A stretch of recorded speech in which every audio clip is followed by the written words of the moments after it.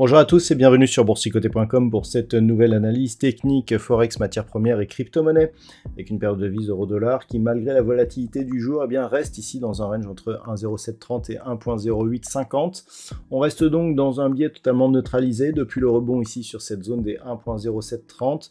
Il ne faudrait pas casser effectivement ce support au risque d'inscrire un nouveau plus bas significatif, donc inférieur au précédent. Donc globalement ça reste neutre actuellement tant que l'on oscille entre cette zone des 1,0730 et cette zone des 1,10 dans une dynamique qui pour l'instant reste prioritairement haussière. Sur la paire de devises livre sterling contre dollar américain, nous sommes au contraire dans une dynamique qui reste baissière, puisqu'après ici cette petite attaque sur la bande de Bollinger inférieure, on voit que la moyenne mobile 20 exponentielle ici en pointillé rouge agit comme résistance sur l'évolution des cours. On revient ici sur la zone des 1.2610, attaquer celle-ci, un retour ici sur cette zone, voire une cassure de cette zone des 1.2540, validerait la possibilité d'une phase de consolidation qui amènerait une configuration de retournement puisque nous aurions des objectifs à 1.2460 puis 1.2320. Donc on ne reprendra un biais haussier qu'en cas de retour au-delà de cette zone des 1.2750 sur cette paire de devises. Sur l'or, on continue à inscrire des records. On évolue désormais largement au-dessus des 2300 dollars l'once. L'or qui est sur une dynamique relativement forte avait commencé à faiblir hier, mais a repris de la dynamique aujourd'hui. Donc on est toujours ici sur des niveaux records. Difficile d'établir des cibles et des résistances vu que ce sont des niveaux qui n'ont jamais été cotés.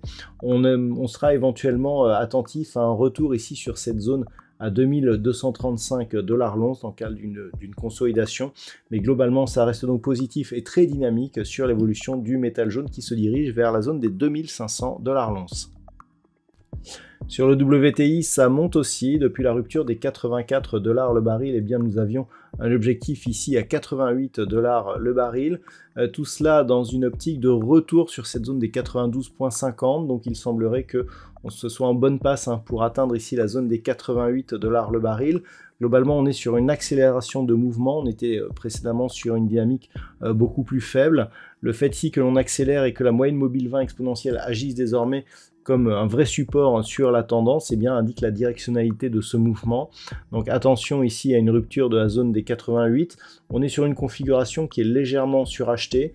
Donc on pourrait avoir une phase de consolidation, mais globalement, tant qu'on ne recasse pas ici la zone des 84 dollars le baril, ça reste fortement haussier sur l'évolution du pétrole WTI. Et enfin au niveau du Bitcoin, on est toujours ici dans une phase d'évolution totalement neutralisée. Nous avons donc en fait un triangle symétrique qui se schématise ici par cette zone de résistance et cette zone de support. On voit bien ici que l'on va approcher de la pointe de ce triangle. La zone médiane se situe sur ce niveau des 68 800 dollars pour un Bitcoin.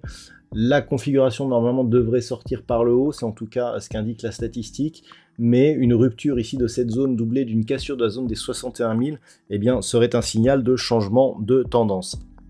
Il faudrait donc casser à la hausse ici et notamment la zone des 71 700 dollars pour un Bitcoin pour reprendre une dynamique haussière qui ne sera totalement validée qu'en cas de rupture ici de ces précédents points hauts au-delà des 74 000 dollars pour un Bitcoin.